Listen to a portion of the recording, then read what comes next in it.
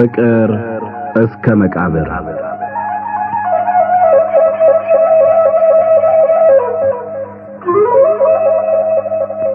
ደራሲ ሐዲስ ዓለማየሁ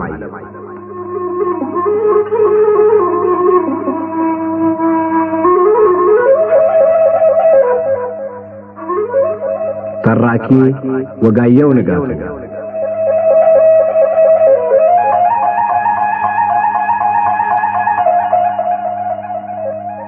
ፍቅር እስከ መቃብር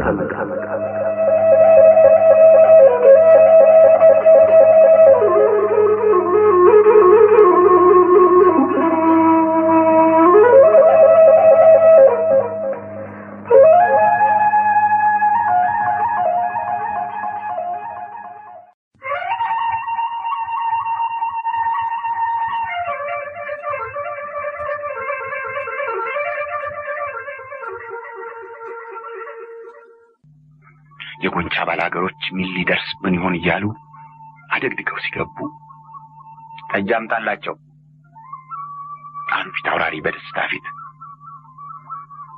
እስቲ ስለ ፈረስ ሜዳው በጧት ከነገራችሁኝ የምታስታውሱትን ለጌቶች ንገሯቸው አሉ ባላምበራስ። ከዚያ ባላገሮቹ ስበሳቸው ተያዩና ምን ስንቱ ይነገራል ጌታዬ፣ አጥፈን ያመጣ ነው ብቻ ትንሹን ክፍል ሊያሳይ ይችላል እንደሆነ ነው እንጂ አለና ከባላገሮቹ አንዱ በጨርቅ ራፊ የተጠቀለለ ወረቀት ለቄስ ሞገሴ ሰጠ። ቄስ ሞገሴ መጀመሪያ ዝም ብለው ወረቀቱን ከላይ እስከ ታች ቅንድባቸውን ላይና ታች እያሉ አንዳንድ ጊዜም ሳቅ እያሉ አንብበው ከጨረሱ በኋላ ድምጻቸውን ከፍ አድርገው ማንበቡን ጀመሩ። አንበሳ ረጀና ቤት በመዋሉ አራዊት ተጨንቀው የተደረሰ ሲሉ ነብር ተነሳና ከመሐከላቸው እኔ ነኝ አንበሳ እጅ ንሱኝ አላቸው። ነብር እንጂ አንበሳ እንዳልሆነ ምንም የታወቀ ቢሆን የታመነ ደፍሮ ለመናገር ሁሉም ስለፈሩ ለነብር ማደግደግ እጅ መንሳት ጀመሩ። ሌሎች እንዲፈሩት እንዲሰግዱለት አንበሳ ነኝ ብሎ በዋሸው ውሸት አመነበትና ከጊዜ ብዛት እሱም ማን መሆኑን ጀመረ መርሳት። አንበሳ ነኝ ብሎ ተቀምጦ ቤቱ ሌሎችም ነህ ብለው ሲሰግዱ በፊቱ አንበሳ መኖሩን ገና በሕይወቱ በሩቁ ሲወራ ድንገት በመስማቱ መሬት ጠበበችው ተቆጣ በብርቱ። ሁሉም አምኖ እንዲኖር ነብር ያለውን ከሱ ሌላ አንበሳ ለመኖሩን አዋጅ አዋጅ ብሎ ሰብስቦ ዓለሙን አንበሳን ሰደበ ከፍ አድርጎ ድምፁን። የተኛው አንበሳ እድሜ ተጭኖት የነብርን ስድብ ሰማና ድንገት አጉራርቶ ቢነሳ ወኔው ቀስቅሶት ነብር ግራ ገባው መሄጃ ጠፋው። መሬት አፏን ከፍታ ድንገት አትውጠው ሰማይ እንዳይወጣ ክንፍ አልነበረው። ልቡን ፍረት ሞልቶት እየተጨነቀ ጥፋተኛነቱን ወዲያው ስላወቀ አንበሳ እንዲምረው እግሩ ስር ወደቀ። አንበሳም ዘቅዝቆ አየና ነብርን ነግሩን እየሳመ ምህረት ሲለምን ታላቅነት መልካም ራስን ማመን ሞት ሊፈረድበት የሚገባውን ከእግሩ ስር አንስቶ ሳመው ጠላቱን። አንበሳ በሰራው ዓለም ተገረመ የወንጌልን ትእዛዝ አይቶ እንደፈጸመ። ደገማቸው ጠጅ አሉ ፊት አውራሪ። የጎንቻ ባላገሮች ያመጡት ግጥም መታያ ባለማምጣታቸው የተቆጡትን ብርቱ ቁጣ አስረስቷቸው ከዚያ ወደ ዘመዶቻቸው ዞር አሉና በነብር የመሰለው አሰገን ፊት አውራሪ አሰገን መሆኑ ነው። ድመት ኃይሎም ኖሯል ሲሉ ከቀኛዝማች አካሉ በቀር የተሰበሰቡት ሁሉ አንድ ላይ ሳቁ። በውጭም ሆነ በቤተሰብ መካከል የፊት አውራሪ መሸሻ ጀግንነትና የፊት አውራሪ አሰጌ ፈርቶ በታቦት አማላጅነት ምህረት መለመን በተነሳ ቁጥር ቀኛዝማች አካሉ ሁልጊዜ ሲቸገሩና አፋቸው ሲፈራ ይታዩ ነበር። ቀኛዝማች አካሉ ፊታውራሪ መሸሻን በጣም የሚወዱ መሆናቸውና ትውልዳቸው እኩል ሲሆን የራሳቸውን ክብር ረስተው የፊታውራሪ አገልጋይ ለመሆን የቆረጡ ሰው መሆናቸው በሰው ሁሉ ዘንድ የታወቀ ባይሆን ኖሮ የመሰንበቻ ሁኔታቸው የፊታውራሪ አሰጌ ወገን አስመስሎ ባስጠረጠራቸው ነበር። መሰንበቻውን የፊታውራሪ መሸሻ ጀግንነትና የፊታውራሪ አሰጌ ፈሪነት ሲነሳ ጥርሳቸው ሌሎቹን ለመምሰል ያክል ቢስቅም ግንባራቸው ሲቋጠር ወይም አንዳንድ ምክንያት ፈጥረው ከዘመድ መካከል ተነስተው ሲወጡ ወይም ሌሎቹ የሚያደርጉትን ሁሉ በማድረግና ባለማድረግ መካከል መቁረጥ አቅቷቸው ሲያመነቱ ይታዩ ነበር። ምክንያቱም ሌሎቹ የማያውቁትን ምስጢር እሳቸው ያውቁ ስለነበረ ነው። ፊታውራሪ መሸሻ ፊታውራሪ አሰጌን እፋለማለሁ ካሉ በኋላ የተፉትን መዋጥ ውርደት መስሏቸው ሕይወታቸውን ለማሳለፍ መቁረጣቸውንና ፊታውራሪ አሰጌ በበኩላቸው ለፊታውራሪ መሸሻ ሞት ምክንያት በመሆናቸው ያለመጠን ማዘናቸውን ሲያዩ የታቦትን አማላጅነት ሐሳብ መጀመሪያ ያሳሰቡ እሳቸው ነበሩ። ምን ነው ቀኛዝማች አካሉ፣ በአገራችን ሽማግሌ የለም? ፊታውራሪ መሸሻ አባቴ ጓደኛ አባቴ ናቸው። እንዴት የጠላቶችን አንገት የቆረጠ ጎራዴን የጠላቶችን ደረት የወጋ ጦሬን በአባቴ አንገት በአባቴ ደረት ላይ ልሰንዝር? ምንም መጨረሻ ድሉን እግዚአብሔር ለፈቀደው የሚሰጥ ሊሆን መጀመሪያ ከፊታውራሪ መሸሻ ጋር መሰላለፉ ብቻ ለእኔ የሞት ሞት ነው። በገድልም በሞትም ለእኔ ሁልጊዜም የተፈርዶ ሞት ነው። ከእንዲህ ያለ የተፈርዶ ሞት የሚያድን ሽማግሌ በሙሉ እነማይጠፋ አሉ። ፊታውራሪ አሰጌ የፊታውራሪ መሸሻን ደብዳቤ አንብበው ከጨረሱ በኋላ በጣም አዝነው፣ በቅርብ የምናውቃቸው ሽማግሎች ሁሉ ደክመው ተሸነፉ እኮ ጌታዬ። እሳቸውን የሚያሸንፍ አንድ ዘዴ ብቻ ነበር። ነገር ግን እርሶ አሉ ቀኛዝማች አካሉ ሐሳባቸውን እስከ መጨረሻው ደፍረው ለመናገር ተቸግረው፣ እኔ ምን እርሶ ምናልባት አይስማሙበት እንደሆን ከፊታውራሪ መሸሻ ጋር መተላለፉን የሚያስቀርልኝ ነገር ከተገኘ ምንም የማልስማማበት ነገር ይኖራል ብለው አያስቡ። አንድ የመጨረሻ ነገር ልንገሩ። ፊታውራሪ መሸሻ ሐሳባቸውን የማይለውጡ ከሆኑ እጅና እግሬ ታስሮ በፊታቸው ቆሜላቸው በፈለጉት መሳሪያ ደብድበው ቢገሉኝ እመርጣለሁ። ከእሳቸው ጋር መተላለፉ እንዲቀር የምፈልገው እስከዚህ ድረስ መሆኑን እንዲረዱት ነው። ይህንንም ስል ፊታውራሪ መሸሻን በመናቅ እንዳይመስሎ። የለም፣ በመናቅ አይደለም፣ በማክበር ነው። እሳቸው ዛሬ የጦር ሰው መሆናቸው ቀርቶ የጸሎት ሰው ሆነዋል። አዛኛችን፣ እድሜ ለማኛችን ናቸው። እንግዲያውስ የሚስማሙበት ከሆነ እሳቸውን የሚያሸንፍ ታቦት ብቻ ነው። ታቦት እንዴት? አማላጅ ሽማግሌ ይዤ ይቅርታ ልለምናቸው እያሉ መላልሰው ሲናገሩ ሰምቼ ነበር። ነገር ግን በሽማግሌ ፈንታ የዲማ ጊዮርጊስን ታቦት ይዘው ይቅር ይበሉኝ ቢሏቸው ጊዮርጊስን ስለሚወዱና በጣም ስለሚፈሩ ሁሉንም ይተውታል ይመስሎታል? መምሰል አይደለም፣ እርግጠኛ ነኝ። የዲማን ብቻ ሳይሆን የቢቸና ጊዮርጊስን ታቦት ጨምሬ በለመኑ እሺ የሚሉ ከሆነ ይህ ከሆነ ነገሩ አለቀ ማለት ነው። ብቻ አንድ አይነተኛ ነገር አለ። ምን? ታቦቶቹ በውድድሩ ቀን በቦታው ላይ ድንገት እስኪገኙ ድረስ ብርቱ ምስጢር ሆኖ መጠበቅ አለበት። ለዲማው መምህር በርሶ ቃል የራሴንም ልመና ጨምሬ እነግራቸዋለሁ። የቢቸናን አለቃ ጌታ ያሰርተው ወይም ይለምኗቸው ይንገሯቸው። ረግድ የለም፣ ሄጀም ቢሆን ለምናቸዋለሁ አሉ ፊታውራሪ አሰጌ ቀኛዝማች አካሉ ያልጨረሱትን ቃል እሳቸው ሞልተው። ከዚያ ቀን ጀምሮ እስከ ዳር ጊዮርጊስ ድረስ ቀኛዝማች አካሉ ከሁለቱ አድባራት አለቆችና ከፊታውራሪ አሰጌ ጋር በምስጢር እየተገናኙ ያቀዱት ታላቅ ሥራ እንደታሰበው በምስጢር የሚፈጸምበትን ዘዴ ሲሰሩ ሰነበቱ። ስለዚህ ይህን ሁሉ እያወቁ የማያውቁት የፊታውራሪ መሸሻን ጀግንነትና የፊታውራሪ አሰጌን ፈሪነት እያጋነኑ ሲያወሩ እውነቱን ማውጣት ፊታውራሪ መሸሻን በጉልድፍ ካራ ገዝግዞ አሰቃይቶ መግደል ስለመሰላቸው ዝም ብሎ መስማትና አብሮ ማዳነቅ የሚያውቁት እውነት በጎን ሊናቸውን እየወጋው አልችል ስላሉ በጣም ይቸገሩ ነበር። አለማወቅ ደጉ ፊታውራሪ መሸሻ የዘዴ ከቤታቸው የወጣ የገዛ ወንድማቸው ቀኛዝማች አካሉ የፈጠሩት መሆኑን ባለማወቃቸው የዳር ጊዮርጊስን ድል ባሰቡ ቁጥር ለብዙ ጊዜ ደስታና ኩራት እየተሰማቸው የተረፈች ዕድሜያቸውን ቆዩ።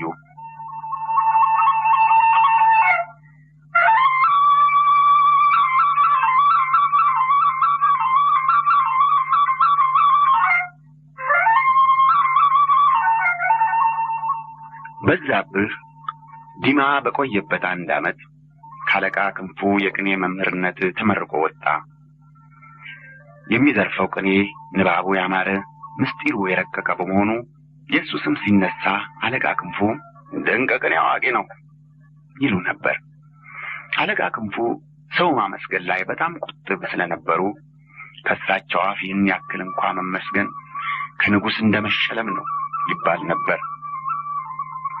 ነገር ግን በዛብህ ምንም ዲማ የሄደለትን ስራ ቢፈጽም መጀመሪያ እንዳሰበው የቅኔ መምህር ሆኖ ከተመረቀ በኋላ ወዲያ ወደ አዲስ አበባ እንዳይሄድ ባለውለታው ፊታውራሪ መሸሻ ልጃቸውን እንዲያስተምርላቸው ስለጠየቁት አቅዶት የነበረውን ሐሳብ ቅር እያለው መለወጥ ይሉኝታ አስገደደው። ፊታውራሪ መሸሻ ለብቻው ጠርተው ሰብለ ወንጌልን፣ ውዳሴ ማርያምና ቅዳሴ ማርያም ትርጉም ጽሕፈት ጭምር እንዲያስተምርላቸው ሲጠይቁት ትምህርቴን ጨርሼ ወደ አዲስ አበባ ለመሻገር በመሰናዳት ላይ ነበርኩ። ነገር ግን ጌታዬ በወይዘሮ ሰብለ ወንጌል ትምህርት ይህን ያክል ያሰቡበት ከሆነ እንደገና እዚህ 1 ዓመት ባጠፋ ግድ የለኝም። የዋሉልኝ ውለታ ብዙ ነውና 1 ዓመት ባጠፋ አይከብደኝም አለ። ያሰቡበት ከሆነ በጣም አስብበታለሁ እንጂ አየህ እናቶቿ እቴጌ ምንትዋብና እቴጌ ሰብለ ወንጌል ስማቸው የሚጠራ በሊቅነታቸው ነው። እሷም ዘር ከልጓም ይስባል እንደሚሉት ከልጅነቷ ጀምራ እንደ እናቶቿ ትምህርት በጣም ይቀናል። እንዲያው ለእናቶቿ ታላቅነትና ሀብት ወራሽ ለመሆን እግዚአብሔር ባይቀባት እንኳ ለሙያቸው ወራሽ መሆኗ ትልቅ ነገር አይመስልህም? አዎ እውነት ነው አለ በዛብህ የፊታውራሪ ከንቱነት አስገርሞት መሬት እያየ። ስለዚህ በጣም የማስብበት ነው። ደግሞ ይህን አሁን ያልሆን ትምህርት ለማስተማር 1 ዓመት የሚወስድ አይመስለኝም። ከ3 ቢበዛ ከ4 ወር ዕድሜ የበለጠ አይወስድብህም። ሰብለን ባታውቃት ነው። በጣም ብልህ ናት እኮ። ውዳሴ ማርያምና ቅዳሴ ማርያም ትርጉም ለመማር እኮ ሰዋስው ማወቅ ያስፈልጋል። እሜቴ ሰብለ ሰዋስው የተማሩ አይመስለኝም። ስለዚህ ነው 1 ዓመት ይወስዳል ያልኩ። ምናልባት 1 ዓመት አያስፈልግ ይሆናል። ነገር ግን 4 ወር እንደማይበቃ የታወቀ ነው። አንድ ነገር ልንገርህ አሉ ፊታውራሪ በዛብህ ደስ እንዳልተሰኘ አዩና፣ አንተን መጠየቂያ አስተማሪ አጥቼ እንዳይመስልህ። ለምኑ እግር ስሙ የሚያስተምር ሞልቷል። አንተን መምረጤ አንገትህን የደፋህና ልክህን የምታውቅ መሆንህን አይቼ ነው። አሁን ያ አጎቷ ካሳ ዳምጤ ጉዱ ካሳ አስተምራት ብንለው ደስታውን አይችለው። ይቻል አለጌ ነው፣ ደሳር ነው። ስለዚህ እንዲያውም ከሱ እንድትርቅልኝ ነው የምፈልግ። አንተን መምረጤ ለዚህ ነው። ስለዚህ እኔ ስመርጥህ ደስ ሊልህ ይገባል። እኔ እኮ ውዳሴ ማርያምና ቅዳሴ ማርያም ትርጉም ከጽሕፈት ጋር በ3 እና በ4 ወር የሚያልቅ ትምህርት አለመሆኑን እንዲያውቁት ነው እንጂ ለማስተማርማ ከ1 ዓመት በላይ የሚወስድብኝ ቢሆንም በጭራሽ አይከብደኝም አልኩ እኮ። ብቻ እኔ እሜቴ ሰብለን መቆጣት ስለማልደፍር ጠንክረው እንዲማሩና እኔም ቶሎ ስራዬን ጨርሼ ወደ አሰብኩት ሀገር እንድሄድ ለጌታዬ አጠንክረው ቢነግሯቸው መልካም ነው። ለሱ ግድ የለህም። እኔም እናቷም እንነግራታለን። እናቷ እንዲያውም አትለያትም፣ ተነጋግረንበታል። እውነትም ሰብለ ወንጌል እንኳን ፈልጋው ያልፈለገችው ቀለም ሲያልፍ የሚጣበቅባት ነበረች። ከጉዱ ካሳ ጋር የነበራት ጓደኝነት ረድቷት በሰዋስው ትምህርቷ ደንቡን ብቻ ለመማር ትንሽ ጊዜ ወሰደባት እንጂ የቃላቱን ትርጉም ለማወቅ ምንም አላስቸገራትም። በአጭር ጊዜ ውስጥ ወደ ውዳሴ ማርያም ትርጉም አለፈች። ጽሕፈትም መጀመሪያ አስቸግሯት ነበር። በኋላ ግን እርሳሱን እንደያዘች በዛብህ እጇን ይጨብጥና በሷ እጅ እንደሚጽፍ ሁሉ ሲመራት ቆይቶ ሲለቃት ትንሽ ደህና ስትጽፍ ቆይታ ሲበላሽባት ደግሞ እንዲሁ ይዞ ሲመራት በጊዜ ብዛት በጣም ባያምርም እንደሚነበብ አድርጋ ትጽፍ ጀመር። ብቻ ይህ እጅ ይዞ የማጻፍ ነገር እናቷን ደስ አላሰኛቸውም። እጅ መያዙ ቀርቶ ሌላ ማስተማሪያ ዘዴ የለም? ይሄ ተያይዛችሁ አንድ ላይ አንገታችሁን አቀርቀሩ መልካም አይደለም፣ ይደክማችኋል አሉ ወይዘሮ ጥሩ አይነት። አዲሱን የማስተማሪያ ዘዴ መጀመሪያ ያዩለት ቁጣቸው በፊታቸው ጎልቶ እየታየ የለም አይደክመንም አለች ሰብለ ወንጌል በፍጹም ገርነት። ሐሳቧ በሙሉ ተጠቅሎ ስራዋ ላይ አርፎ ስለነበረ የእናቷ ሐሳብ የሄደበትንና በፊታቸው ላይ ይታይ የነበረውን ቁጣ ጭራሽ አልተመለከተችም። በዛብህም የተናገሩትን ሰማ እንጂ ሁኔታቸውን አላየም። ግልጥ አድርገው እንዳይናገሩ ፈርተው ዝም እንዳይሉ አላስችላቸው ብሎ ሲንቆራጠጡ እያየች ሳቅ ነፍቷት የምትጨነቅ ሀብትሽ ይመር ብቻ ነበረች። የቀኑ ትምህርት አልቆ በዛብህ ወደሚኖርበት ወደ ተማሪ ቤቱ ወይዘሮ ጥሩ አይነት ወደ እልፍኛቸው ከሄዱ በኋላ ሀብትሽ ይመር የእመቤቷን ሐሳብ ትርጉምና ፊታቸው እንዴት ተለውጦ እንደነበረ ለሰብለ ወንጌል እየሳቀች ስትነግራት ሰብለ ወንጌል በጣም ደነገጠች። እስከ ጥቂት ቀኖች ድረስ በዛብህ የሰብለ ወንጌልን እጅ ሲይዝ የእሳቸውን እጅ እንደያዘ ሁሉ ወይዘሮ ጥሩ አይነት ልባቸው ይሸበርና እፍረት ይሰማቸው ነበር። ነገር ግን እንግዳ ነገር ነውር እንኳን ቢሆን ሲደጋገም መለመዱና ነውር መስሎ መታየቱ ስለሚቀር ይህም እንዲሁ ተለመደና ወይዘሮ ጥሩ አይነትን ማስቆጣቱም ማሳፈሩም ቀረ። በዛብህ ከተማሪ ቤቱ እየተመላለሰ አንድ ዓመት ሙሉ ፊት አውራሪ መሸሻ ቤት ምሳውንም ራቱንም እየበላ ይሄድ በነበረበት ጊዜ ከፊት አውራሪ ጀምሮ በቤተሰቡ ሁሉ ዘንድ ስለሱ የነበረው ስሜት ካልጠየቁት የማይናገር ከመጠን ያለፈ ዝምተኛ፣ ቀልድና ጨዋታ የማይወድ እጅግ ቁም ነገራም ነው የሚል ነበር። እውነትም በጣም ቁም ነገራምና ባለመደው ሰው ፊት ሲሆን አንገቱን ደፍቶ ሌሎች የሚናገሩትን ከመስማት በቀር ካልጠየቁት መናገር የማይወድ ነበር። በጣም ከተቀራረባቸውና ከለመዳቸው ሰዎች ጋር ግን ጨዋታ አጥብቆ የሚወድና የሚያሳምር ነበር። በዛብህ ሰብለ ወንጌልን ማስተማር ከጀመረና ከተለማመዱ በኋላ ወይዘሮ ጥሩ አይነት ልጃቸውና ሀብትሽ ይመር ድሮ ከሚያውቁት በጭራሽ የተለየ ሰው ሆኖ አገኙት። ብዙ ጊዜ ማስተማሩን ሲጨርስ አንዳንድ ጊዜም ሰብለ ወንጌልን ሲሰለቻት በአንዳንድ ምክንያት ትምህርቱ ይቋረጥና ሀገሩ ሳለ ወይም በየተማሪ ቤቱ ሲዞር ያየውን የሰማውን የገጠመውን ያወራላቸዋል። ወሬው ሌላ ሰው እንደሚያወራ ሁሉ አንዳንዱ የሚያስቅ፣ አንዳንዱ የሚያሳዝን፣ አንዳንዱም የማያስቅ ወይም የማያሳዝን እንዲሁ ተራ ወሬ ሊሆን ይችላል። አቀራረቡ ግን የሱ የገሉ ከሌላ ሰው አይተውት ወይም ሰምተውት የማያውቁ አዲስ ስለነበረ ደስ ይላቸው ነበር፣ ይወዱት ነበር። ወይዘሮ ጥሩ አይነት አንዳንድ ጊዜ ጨዋታ ሲያምራቸው የያዙት ፈትልም እንደሆነ ወይም ስፌት ይተውና በዛብህ ሰብለን ይደክማታል፣ ትንሽ ረፉና ጨዋታ አምጣ ይላሉ። ከዚያ በዛብህ ተነስቶ ጨዋታ ለመፈለግ ወዲያ ወዲህ እያሰበ ሲንጎራደድ ይቆይና ቁጭ ብሎ በሐሳቡ የመጣለትን ይነግራቸዋል። ያደረኩትን ወይም ሲደረግ ያየሁትን ወሬ አውርቼ ጨረስኩ። የተረፈ ቢኖር ፈልጌ በሌላ ቀን አወራቸዋለሁ። አሁን ዙራምባ ሳለሁ አንድ ጓደኛ የነገረኝን ልንገራችሁ አለ በዛብህ አንድ ቀን አፉ እየፈራ። ሊነግራቸው ያሰበው ወሬ ለነሱ ሊነገር የሚገባ መሆን አለመሆኑን ስለተጠራጠረ የማመንታት ምልክት በፊቱ ይታይበት ነበር። ግድ የለም ንገረን አሉ ወይዘሮ ጥሩ አይነት በዛብህ ትንሽ እንደማፈር ሲላይተው እንዲደፋፈር የደስታ ፊት እያሳዩ።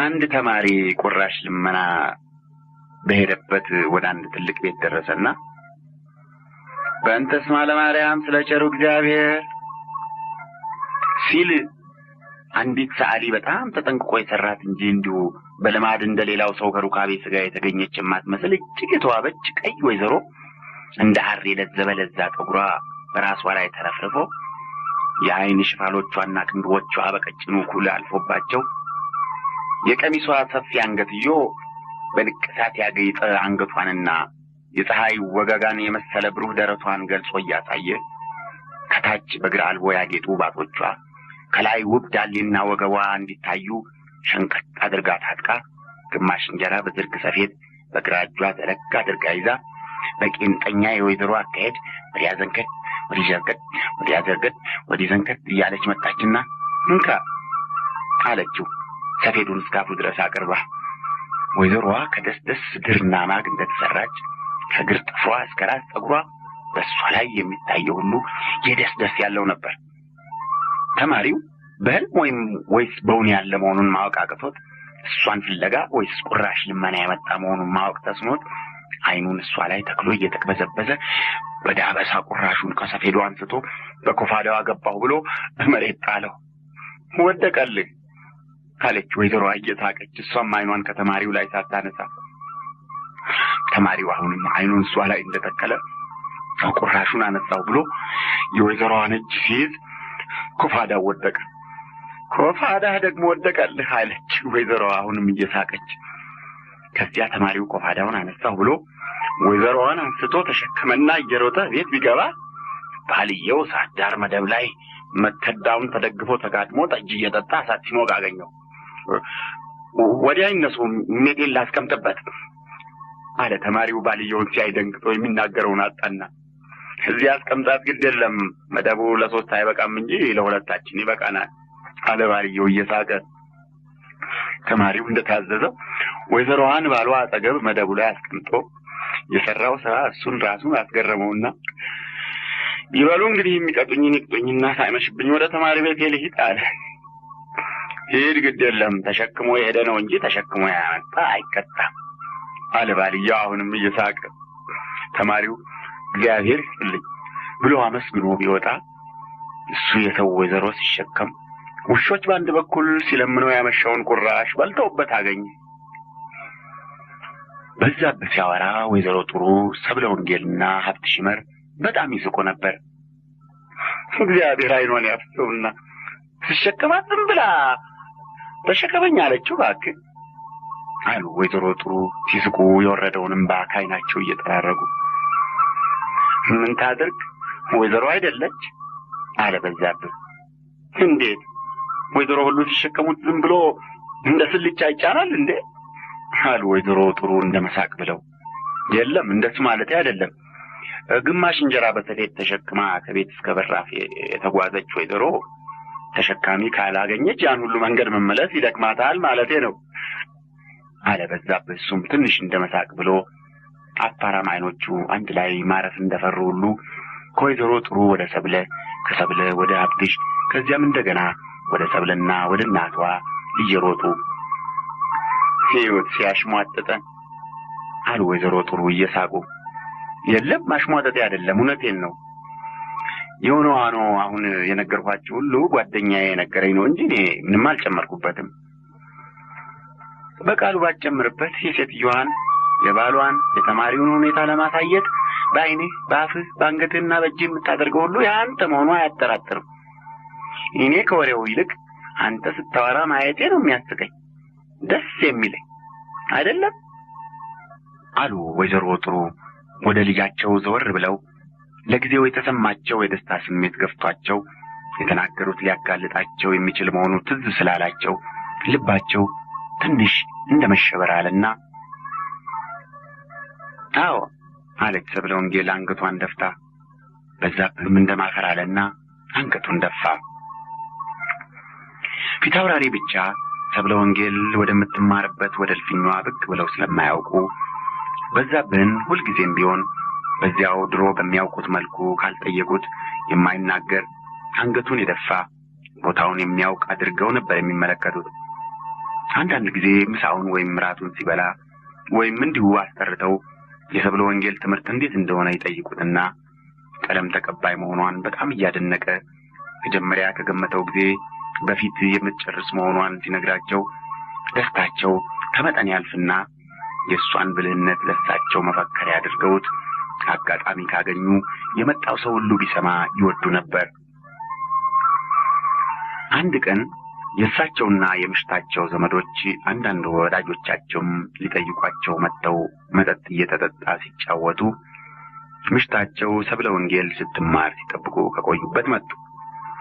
ትምህርት አልቆ ነው አሉ ፊታውራሪ። አዎ አሉ ወይዘሮ ጥሩ ለእንግዶች ሰላምታ እየሰጡ። አስተማሪው ሄደ አሉ ፊታውራሪ። ሊሄድ ነው ተነስቷል። ብቻውን ከሷ ጋር ወየው አሉ ፊታውራሪ ፊታቸውን ከመቅጽበት ተለዋውጠው። ሀብትሻለች እሱም ተነስቷል አሉ ምሽታቸው። የጥራው አንተ አሉ ፊታውራሪ የቆመውን አሽከር። መጠጥ ጠጥተህ እንድትሄድ ብዬ ነው አሉ ፊታውራሪ በዛብህ ተጠርቶ ሲገባ የውሸት ፈገግታ በፊታቸው እየታየ። በዛብህ የመጣለትን ጠጅ ይዞ ከመቀመጡ የሰብለ ትምህርት እንዴት ነው እባክህ አሉ ፊታውራሪ። በዛብህ ብዙ ጊዜ እየተገረመ ለሳቸው የሚነግራቸውን እዚያ በተሰበሰቡት ፊት እንዲደግምና ሰሚዎች በፈንታቸው እንዲገረሙ። ቀለም ስትቀበል መሰል የላትም አሁንማ ውዳሴ ማርያም ጨርሳ ብሎ ሊናገር ያሰበውን ጨርሶ ሳይናገር ፊታውራሪ በጥፊ እንደተመቱ ፊታቸውን በአንድ ጊዜ በዛብህ ከነበረበት ከቀኝ ወደ ግራ ዞር አድርገው እንደገና ሲመልሱት ቀንዶቻቸው ብቅ ብለው ታዩ። በዛብህ እንደ መደንገጥ ብሎ ቆይቶ ነገሩ እንዲቀጥል ሲል እንግዲህ የለም ተው አሁን ዝም ብለህ ጠጣና ሂድ አሉ ፊታውራሪ ፊታቸው በቁጣ እንደጋለ። ጊዜን ነው እንጂ ሰውን ማመስገንም ማማትም ከንቱ ነው። ሰውን ባስቀመጡበት ቦታ እንዲገኝ የሚያደርገው ታማኝ የሚያሰኘው ጊዜ ነው። አይ ጌታዬ ነው ያን መልካም ጊዜ ሳታሳልፍ አብረህ ባሳለፍከኝ አሉ ፊታውራሪ በዛብህ ከወጣ በኋላ ዝም ብለው ቆይተው። የተሰበሰቡት ሰዎች ፊታውራሪ እንዲያ የተቆጡበትና ያዘኑበት ምክንያት ስላልገባቸው እርስ በርሳቸው በጥያቄ ዓይን ከመታየት በቀር ደፍሮ የሚናገር ጠፋ። ከመቼ ወዲህ ነው? ምን ስለሆነ ነው? ይሄ ገበሬ ልጅ እከካም የኔን ልጅ የብዙ መሳፍንትና ነገስታት ልጅ አንቺ ለማለት የደፈረ እከኩን በእኛ እንጀላ ስላላገፈረ ቃኑን በእኛ ልብስ ስለከደለ ነው? አይደለም፣ እሱ አይደለም፣ ጊዜ ነው አሉ ፊታውራሪ በተናገሩ መጠን ቁጣቸው እየጠነከረ። አይ እኔ ሌላ ነገር መስሎኝ ነበር እንጂ ያሰን ያክል የሚያስቆጣ አይደለም አሉ ባላምበራስ ምትኩ። የለም እኮ ነገሩ ሲሉ ወይዘሮ ጥሩ አይነት የባላገር ልጅ የገበሬ ልጅ ሲሰድበን ሲያዋርደን የሚያስቆጣ ነገር አይደለም። ማን ነው እሱ? ወደ ማን ነውና ነው እኔ ልጅ አፉን ሞልቶ እፊቴ አንቺ የሚል አሉ ፊታውራሪ ምሽታቸውን አቋርጠው። ማስተማሪዋ ነው። አስተማሪ ተማሪውን መቅጣት መቆጣት አለበት። ታዲያ እርሶ ብሎ መቅጣትና መቆጣት ይሆናል አሉ ባላምበራስ እየሳቁ። እባክህ የሚበቃ ምክንያት አይደለም። እንግዲህ እኔንም የሚያስተብረኝ ቢሆን አንተ ሌለኝ ነው አሉ ፊታውራሪ። የለም የእሱ ልዩ ነው። እሱ ሽማግሌ ነው። ሰብለ ግን ልጅ ናት። ምንም ልዩነት የለው። እዚህ ላይ ዋናው ነገር እኮ እድሜ አይደለም። ዋናው ነገር አጥንትና ደም ነው። የተከበረ አጥንትና ደም ያለው ሰው ሲወለድ ጀምሮ ኧረ ከዚያም በፊት ከጥንሱ ጀምሮ የተከበረ ነው። የተከበረ ደም በደም ስሮ የሚፈስ ሕፃን ከተራ ሽማግሌ መብለጡ የታወቀ ነው። አሁን አንተ ከነሽበት ሄደህ የንጉሥ ልጅ በእድሜ ሕፃን ሆነ ወይም ሆነች ብለህ አንቺ ልትል አትችልም። ይሄን አላውቅም፣ አልሞከርኩትም አሉ ባላምበራስ እየሳቁ። ጌቶች እውነታቸውን ነው። ክብር በእድሜ አይደለም። እግዚአብሔር ከሌላው ለይቶ ከሌላው አክብሮ የፈጠረው ገና በጥንሱ ይከበራል። ጌታችን ኢየሱስ ክርስቶስ በጥንት ሳለ የመጥምቁ ዮሐንስ እናት ኤልሳቤጥ እሷም ዮሐንስን እንደጸነሰች እመቤታችንን ልትጎበኝ በሄደችበት ዮሐንስ በእናቱ ሆድ እንዳለ ለጌታችን እጅ ነስቷል። ይሄ እግዚአብሔር ያከበረው ገና በጥንት ሳለም ቢሆን ሊከበር የሚገባው መሆኑን የሚያስረዳ ነው አሉ አባ ሞገሴ። እሱ እውነት ይሆናል። ብቻ አሁን የምንነጋገረው ክርስቶስ ስለሰራው ታምራት አይደለም፣ በአስተማሪና በተማሪ መካከል ስላለ ግንኙነት ነው። ሰብለ ክርስቶስ፣ በዛብህ ዮሐንስ አይደሉም አሉ ባላምበራስ ትንሽ እንደመክረር ብለው። ጌቶች እግዚአብሔር ያከበረው ገና በጥንት ሳለ እንኳ ይከበራል ያሉትን በምሳሌ ለማስረዳት እኮ ነው አሉ አባ ሞገሴ። ባላምበራስ ቆጣ ሲሉ አይተው እንደመስራት አሉና እኔን አልሰማሽ አላችሁኝ እንጂ እኮ ይህን ያክል ክርክር የሚያደርስ ነገር አልነበረም። እስቲ ባካችሁ አሁንም ስሙኝ አሉ ወይዘሮ ጥሩ። ለባክሻች ደግሞ በስቲ ምንድነው የምትናገሪ አሉ ፊት አውራሪ ምሽታቸውን ለመቆጣት ካሰቡ በኋላ እንደገና ሐሳባቸውን ለውጠው። ልጁን በከንቱ አትውቀሱት። እሱ እስከ ብዙ ቀን ድረስ እሱ ካላልኩ ብሎ ቢብሎ ነበር። እኛ ነን እኔና ሰብለነን አንቺ በልብለን ያስገደድነው። እሱ እያሉ ማስተማር የማይቅም ስለሆነ እኛ ነን ያስገደድነው አሉ ወይዘሮ ጥሩ። እንዲያበኛ እንግዲህ እውነትሽን ነው፣ በሱ አይፈረድም። ምንተ ማርያም እባክህ ስደበን ብላችሁ ለምናችሁ ከሆነ ተሰድባችሁ ተዋርዳችሁ ሰው ጭምር የምታሰድቡ በሱ አይፈረድም አሉ ፊት አውራሪ ፊታቸው ከቀድሞ የበለጠ በቁጣ ግሎ። ወዲያም እኮ እንጭታና አንተታ የመላመድ የመቀራረብ እንጂ የመናቅና የማዋረድ ምልክት ላይሆን ይችላል። ለምሳሌ እግዚአብሔርን ማርያምንና ታቦቶችን አንተና አንቺ የምንላቸው ብንወዳቸው ነው እንጂ ንቀናቸው ልናዋረዳቸው ወይም ልንሰድባቸው አይደለም ነው እንዴ አሉ ባላምበራስ እንደመሳቅ ብለው አባ ሞገሴን በጎንዬ ተመለከቱ። ቤት አድርገው በዙሪያ መንገድ መጡብኝ አሉ ቄስ ሞገሴ አፋቸውን በሰፊው ከፍተው እየሳቁ። ፊት አውራሪ አባ ሞገሴን በቁጣ አይን አዩና ሰዎች ሁሉ እንደተቀመጡ ጥለዋቸው ወደ ወንድ እልፍኝ ሄዱ።